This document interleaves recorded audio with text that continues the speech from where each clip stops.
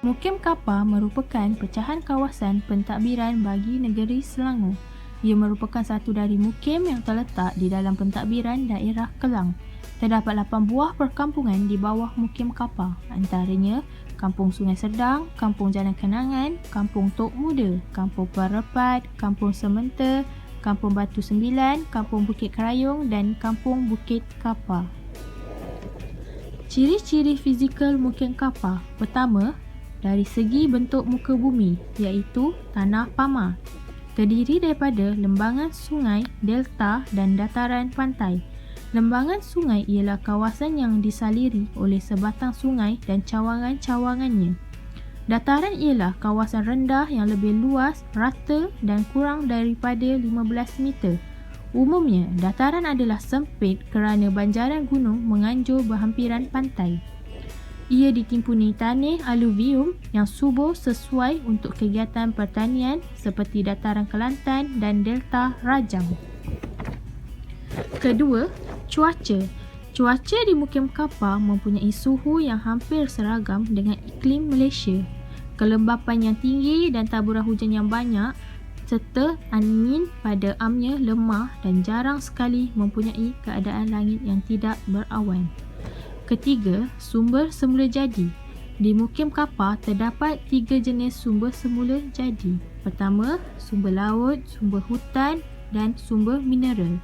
Sumber laut iaitu ikan, ketam, udang dan lain-lain. Ia membekalkan sumber makanan dan protein untuk bahan mentah dalam industri pemakanan seperti ikan masin, belacan, berbolak ikan dan lain-lain. Kedua, sumber hutan, pokok bakau. Ia merujuk kepada tumbuhan yang hidup di kawasan berpayah di muara sungai, antara pertembungan air tawar dan di laut. Ketiga, sumber mineral iaitu arang batu. Di Mukim Kapar, arang batu digunakan untuk menghasilkan tenaga elektrik, iaitu terdapat stesen jana kuasa elektrik atau dikenali sebagai Kapar Energy Venture KEV.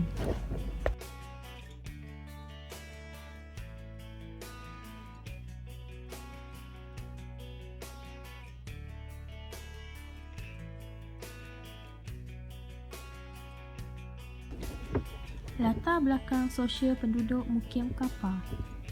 Ciri-ciri demografi. Jumlah penduduk adalah seramai 31,348 orang yang terdiri daripada kaum Melayu, Cina, India dan lain-lain. Kaum Melayu di Mukim Kapar majoriti adalah berketurunan Jawa. Mereka menganut agama Islam, Buddha, Hindu dan terdapat tempat beribadat untuk agama masing-masing.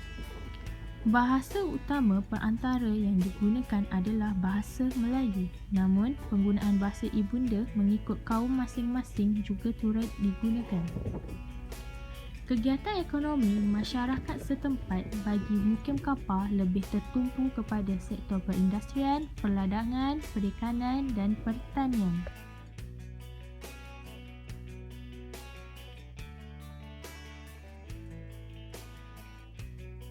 Kesan demografi Mukim Kapar dalam mempengaruhi kegiatan ekonomi masyarakat. Pertama, kawasan perindustrian. Terdapat banyak kawasan perindustrian yang ditubuhkan di dalam Mukim Kapar. Secara langsung, ia menyumbang kepada pembangunan ekonomi negara dan memberi peluang pekerjaan kepada penduduk setempat. Kedua, sektor pelancongan. Disebabkan pembangunan Mukim Kapar semakin membangun, banyak pusat pelancongan berhampiran Mukim Kapar ditubuhkan dan semakin popular di kalangan pengunjung. Salah satunya ialah Pantai Remis Jeram. Terdapat banyak tempat penginapan yang disediakan dan gerai jualan hasil laut yang diusahakan oleh penduduk setempat. Ketiga, sektor perladangan. Sektor perladangan mendapat sambutan disebabkan kesuburan tanah di kawasan Mukim Kapar. Tanaman kelapa sawit semakin banyak dihasilkan dan diambil alih oleh syarikat Sandabi Sendirian Berhad.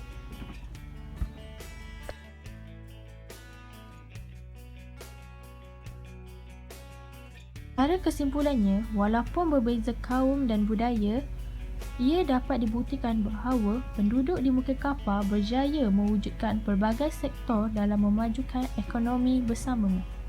Sekian, terima kasih.